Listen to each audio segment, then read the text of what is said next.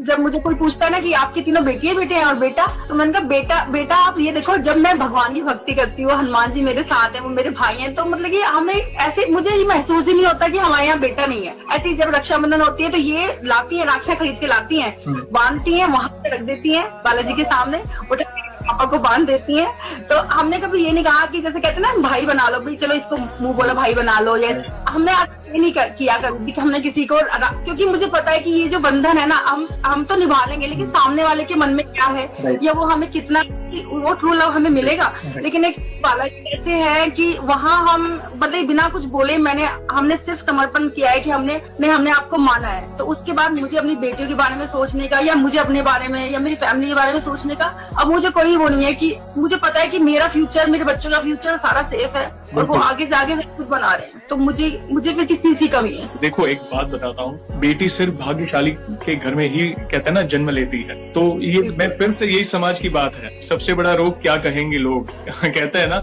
लोगों को कहने दो आप लकी हैं कि आपके घर में तीन कहते हैं ना लक्ष्मियां हैं। तो आप लकी हो, you have to be proud, और आप प्राउड हो। और आपकी बेटियों ने बालाजी महाराज को भाई बना रखा है, तो किस बात की चिंता। उनसे पूरी लाइफ में एक बड़े भाई की जिम्मेदारी निभाएंगे, देखना, मेरे वर्ड्स याद रखना।